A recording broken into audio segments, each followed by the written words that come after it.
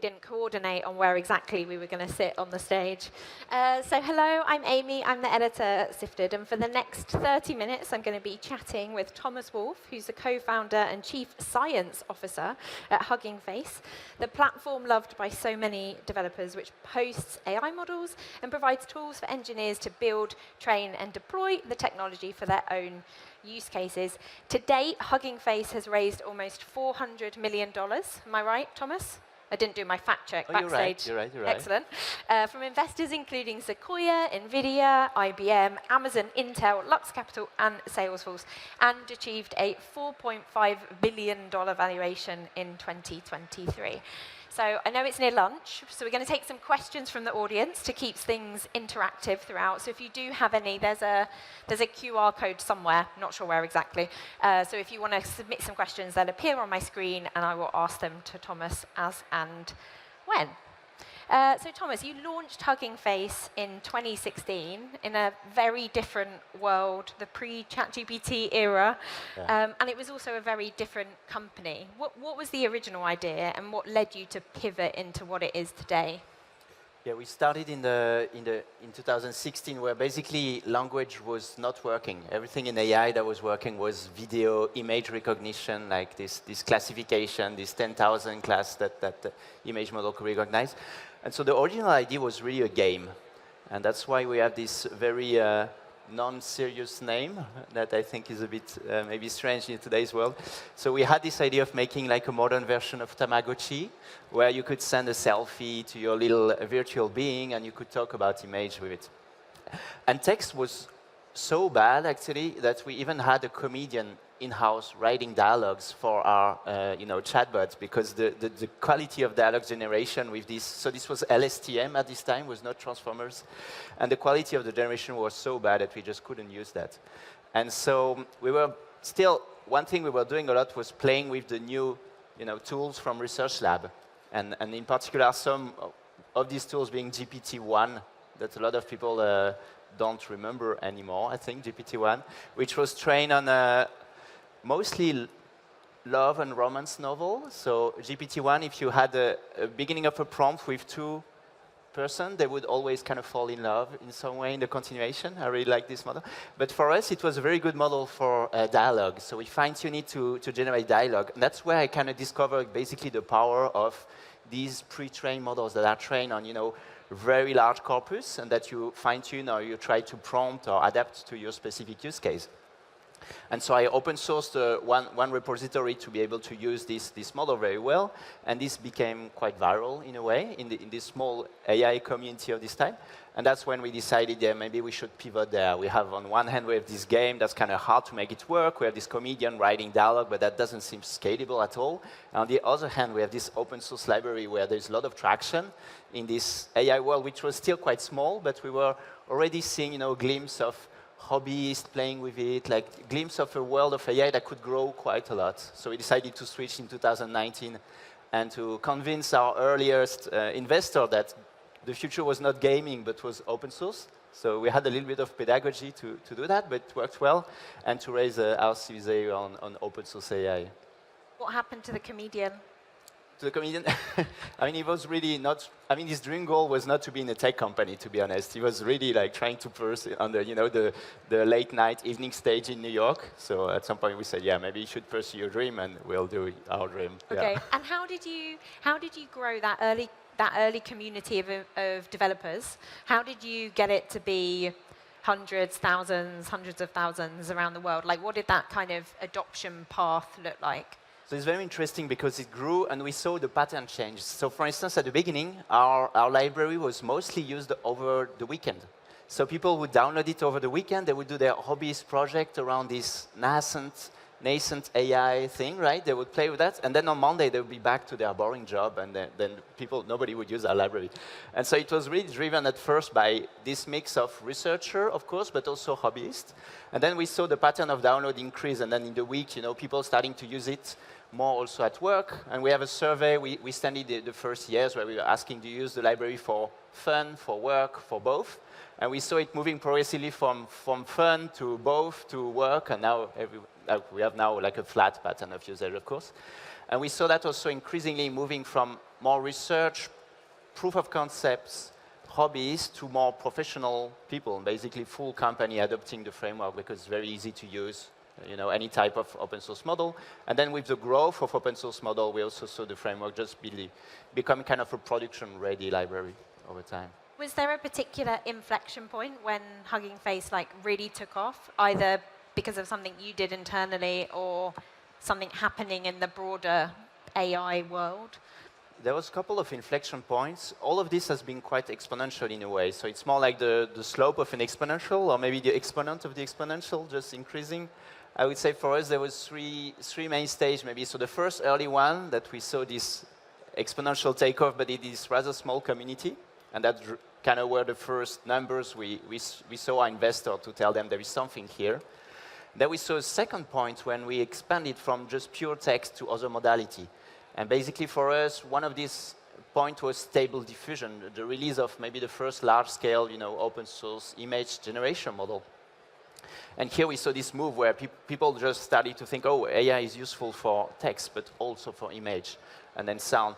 And more recently, even very recently, we saw the DeepSeek effect, where basically I call that the ChatGPT effect of open source AI, which means a lot of people at this time discovered that open source AI was something. I even have my parents saying, oh, we're talking about open source AI. Because before that, people had this, they started to use AI, but they had no idea there was also this idea you could download the model and you could control the model and you can have an open source. So this was maybe our last inflection point in January this year. What do you think is going to be the next one? The next one, there is a couple of very interesting trends. So my daily job at Hugging Face is mostly to see what are the next trends and how could we push for an open source community there. I think last year it was agent was the next trend, and now it's obviously something that everyone uses, right? It's even hard to use an LLM without agent now, without any tool. I think this year there is three very exciting trends. I think one is robotics in AI, because it's also starting to work, and there will be something happening at the end of this year or next year around this. We are very active in this field as well. Another one, I think, is AI for science. So thinking AI helping scientists to do things, which is very exciting. In many sub-areas, it can cover weather forecasting, protein prediction, material science, fusion. We're active on all this field with collaboration with scientific teams. And the last one, I think, recently we started to show was all this world model where you have not only watching a movie, but you can start controlling the movie. You can start walking inside a picture. You can start interactive with something that's photorealistic. So I saw yesterday, of course, Victor speaking here, so he's deep in this field. But I think this is going to be something very big because you can invent a lot of new things that, at the line between a film and a game, which was already, there was already a lot of cross-pollination with games being made out of film, with even film like The Last of Us being made out of game. But now it's going to be the line's going to be very thin. You have a full entertainment and even going to advertising, control advertising. So there's a full area of opportunity that's starting here, and I think we're only beginning to explore. That's super interesting. So in your role, what do you do when you sort of see these opportunity areas? You think, films are going to be transformed, or how scientists use AI is going to take a whole new step forward. Is it partnering with companies or organizations you think are going to be at the forefront of that? What does it look like?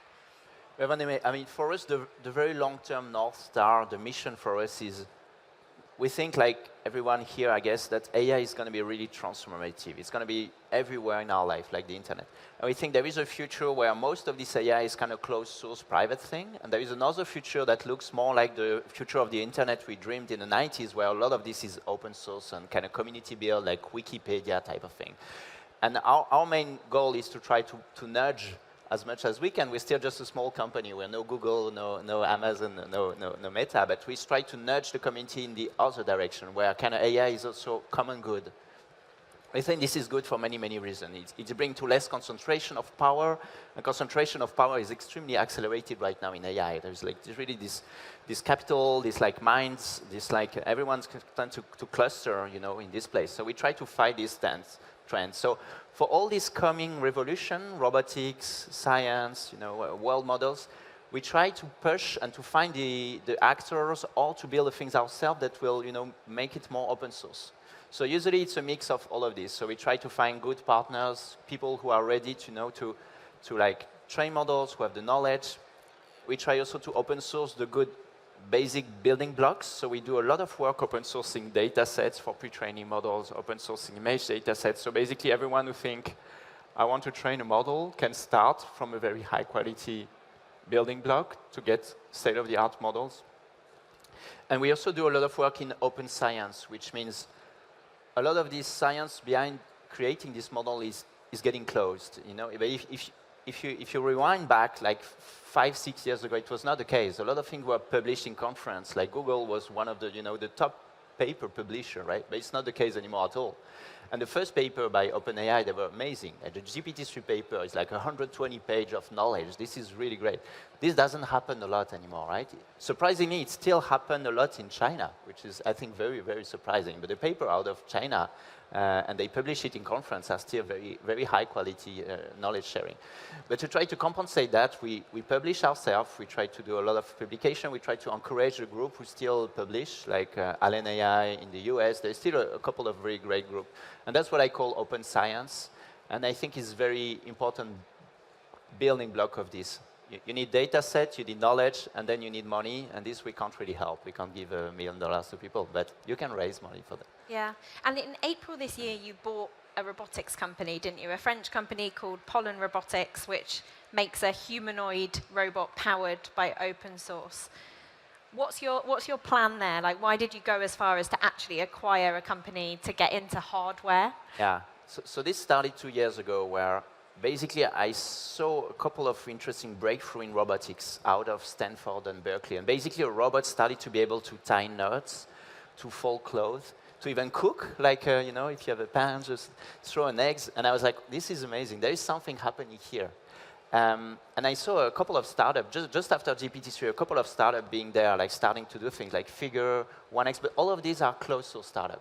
And then there is a very clear future where we have a lot of robots there, but they're all closed source. So we have no access on how they work. We cannot tweak them. We cannot understand really how they work. So we thought we have to do something.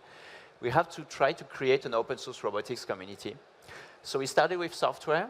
I was lucky that one of the lead of Optimus Robot at Tesla just called me one day and said, I'm reporting to Elon directly every Monday, and I'm getting a little bit a little bit fed up of all the stress of this 30 minutes direct confrontation with Elon. I want to maybe move out to open source. So I say, why don't you come, you join Hugging Face, and we start to explore what we can do in open source robotics.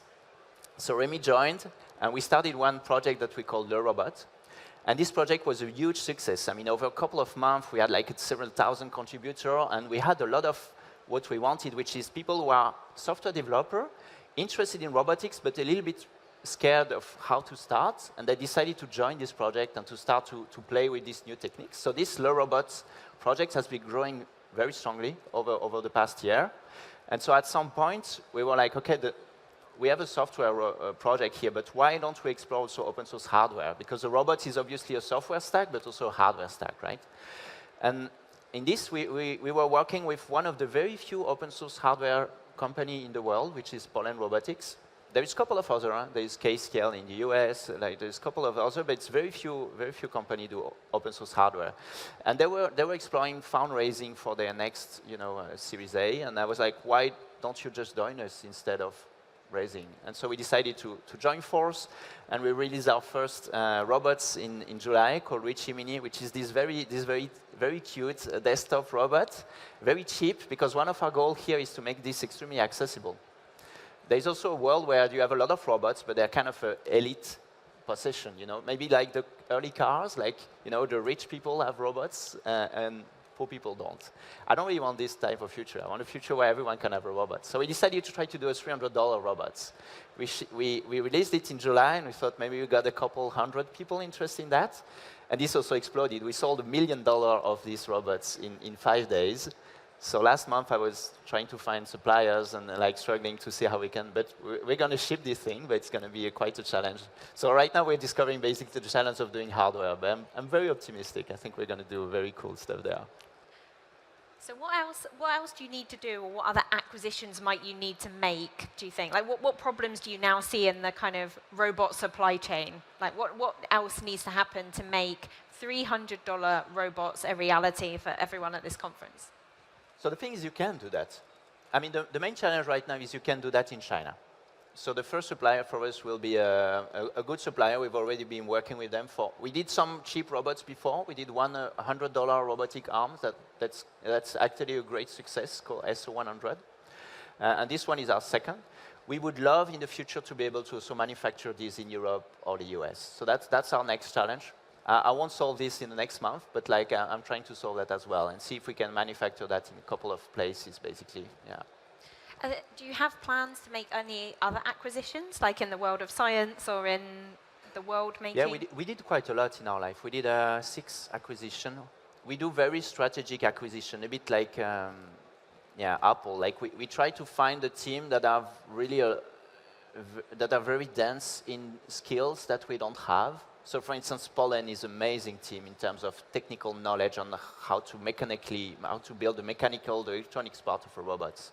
That was kind of knowledge we didn't have. Just previously, at the end of last year, because, I mean, we're talking about robots, but the big thing about Hugging Face is hosting these petabytes of model data, right? We really host petabytes. We have huge bandwidth. We just passed 2 million model hosted on the hub, 2 million public model hosted on the hub last week. And so we need to host these petabytes of data. So at the end of last year, we acquired a company called XZHub, which optimize, some of these models are a little bit the same because they've been fine-tuned, but some part of them are still the same, or some of the part of this data set are the same. So we can do a lot of very smart duplication, and XZHub is one of the companies we acquired to work on that. So we've done a couple of very targeted acquisitions there, and I think we'll keep doing that, but they need to be, first team that don't, dilute the high density of talent at Hugging Face. So we need to really have this very high density of talent, and team that can also integrate in our very strange culture, I would say.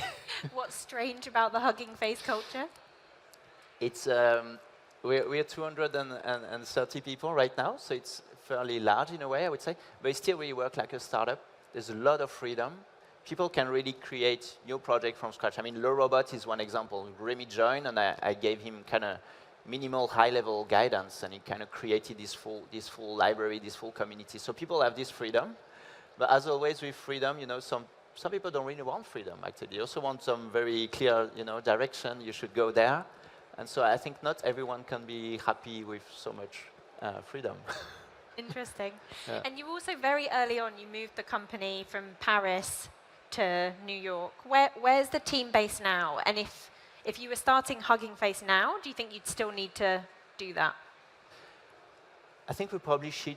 So Hugging Face is US, but we tried very strongly, and it's getting harder, to be honest, but we try very strongly to be a global company, which is both US, European, Asian, which kind of is adopted in all these countries. I think it's getting harder because there's a lot of politics, obviously, now getting in the way of this.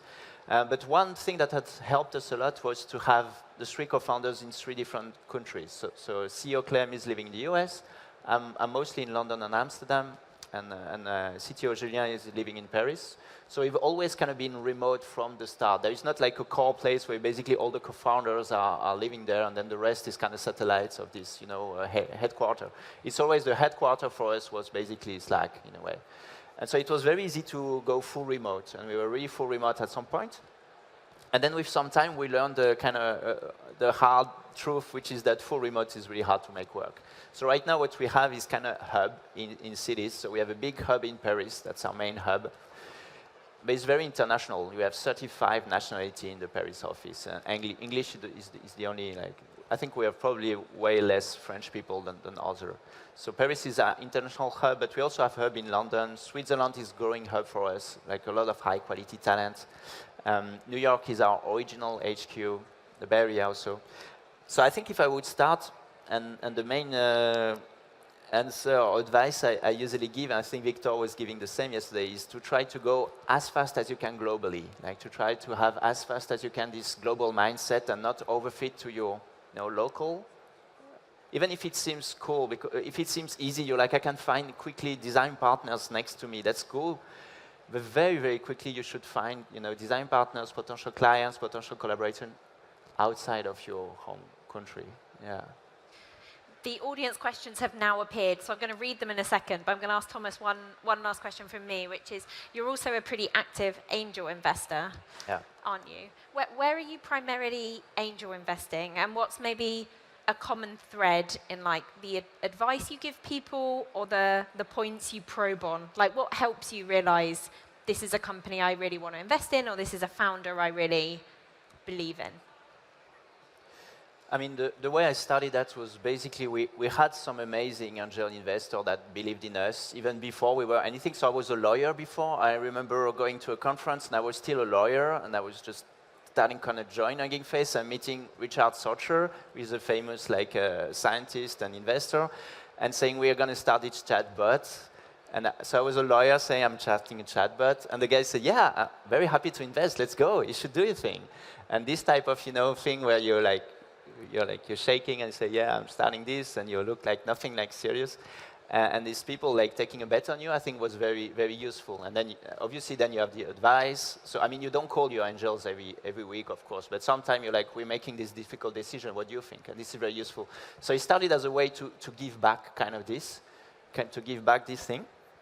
And I think with time, it's also like a way to, So in a way, it depends. There is a lot of stories, so there is not one advice I give to anyone, or there is not one reason I invest. There is a lot about the people, of course. When you're an angel, you come super, super early. So in many cases, it's like us. Like you have the idea of a chatbot, but maybe you'll end up like an open source AI platform, right? So it's more a bet on this team that you think is actually have a lot of agency. They want to build something. They have this grit. So I think that's maybe very often that's the main reason I decide to bet to help a team. I'm like, these people have something in them, and even if I don't know exactly what's going to end up with this company, I want to follow this thing. I want to see what's going to happen. And then in Europe, my main advice is what I was just saying: go global quickly. Don't stay in your own country. And is it primarily AI you're investing in, or is it? Oh yeah, it's only AI. Okay. Yeah. But what is not AI today? So I have a question from Anonymous, because they're all anonymous. Basically, how is AI going to change the way we work? It's very complex, I think. So that, I mean, there's so many levels to that. In a way, maybe one of my biggest worry about AI is what I call, what if AI just works? So what if AI works really well, and it kind of automates everything in our life? I mean, a lot of the discussion around risk for AI last year were around existential risk. What if AI want to kill us all and everything? I'm not very worried about that, but I'm really worried about AI just automating everything. And then what is the meaning of our life? How do you handle the job market? How do you handle value creation? And I think these are huge questions. There's a couple of people thinking about this, but way not enough, I think. There's way not enough awareness of how AI is going to change society, even without any further progress. I think this discussion was yesterday. If you just stop today and just use the GPT-5 or the open source model of today, and you do everything you could with them, you have like this huge green field of things you can totally change. Even as a lawyer, in my former law firm, you could just totally change how we worked. So I think this is a big question I think a lot of people should think about. Probably not entrepreneur, because they should just build, but like researcher or politics. And you don't think the way Europe, say, is currently thinking about AI is sophisticated enough, or just not developed enough, or? I think it varies a lot between countries. So I'm mostly following the UK, France, Stockholm, Netherlands. And for the rest, I have less visibility. I think it depends a lot. And it depends a lot how much politics manage to get some awareness of this. And awareness, I mean, some of them just consider that as, a new SaaS revolution. There are going to be a couple of cute startups, and maybe they'll make some money. But this is not like that. This is something that's going to change really everything. And there's very few politics. I think the UK is probably one of the European countries who has the most embraced this. France has embraced that in this very French way. So Macron deciding that there will be one or a couple of champion companies in a very, very French, government-driven thing. Yeah, I think Stockholm is very good in the ecosystem. In the end, I'm still really an entrepreneur, which is I think it's going to be bottom. A lot of this will be solved by bottom-up creation of things by people who actually do things. Yeah. What's the longer term plan for Hugging Face? You're kind of a name everyone knows. You've been around for a while, but you're still only 230 people. What does the kind of roadmap look like for the next 5 years? Is there an IPO? I don't know. IPO is a big question. Do you even want to IPO anymore? It's a big question, right? I think so one thing which is sure is we want to stay independent in the long term. We think it's very valuable to have a company like us who is not part of Google, Meta, Microsoft. At least right now, we think this is really important, that there is kind of sometimes we call that the Switzerland of AI, which is kind of this almost neutral party who can deal with everyone. I hope we can keep that as long as possible. So we're really fighting for this. We try to be friends with everyone, which is hard sometimes to do, but I think it's working quite well. So there is this idea that just the thing we're building is extremely valuable as outside of the business, as kind of like public good almost. I mean, it's a for-profit company, and we make business, and we cash flow positive, so it's working well. But we really see this as a mission, maybe more than a business. So there is no strong change that you should expect. Like sometimes people are like, what if Hugging Face decide to go closed source? But that doesn't mean anything, right? I think what we build is we've been very stably expanding, and we're just moving from just having text model to vision to speech and now robotics. But it's just kind of in a way, it's a quite predictable expansion, just following how AI is expanding and trying to keep this like platform of public useful services for everyone. I think is our long-term goal. What do you think's what's a business you could compare yourself to in that kind of friends with everyone, Switzerland for an industry? Is there another business you think is comparable in that sense? I don't know. The thing we're very careful about business is always finding business that are aligned with our mission. So for instance, if your business is around selling access to the model, it's really hard to align that with the business of having many open source, open access model, because it's kind of conflicting. So right now our business is around, lines of business. You have the enterprise hub, which is the enterprise version of our hub. This is growing very well, and this is a very nice one. Another one is just large partnership to give access to the catalog of model in the other catalog offers of big company. And all of this is aligned with the fact that we want the pool of open source, open access model to grow as much as possible. So we're still really mindful and careful about that. Like every business direction we want to see and we want to explore, we want this to be very aligned with growing this open source pool and this open source community. So I think we've spoken about what's under-hyped or has a lot of potential still in AI. What do you think's entirely overhyped? Entirely overhyped.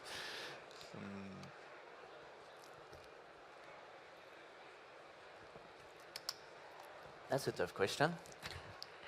I think in general, it's really hard to say. I mean, last year was a bit different because last year, I think agents were not really working, to be honest. So they were a bit overhyped. People sold agentic AI a bit too early. But this year, I think it's starting to work quite well, to be honest. So I wouldn't say agents anymore.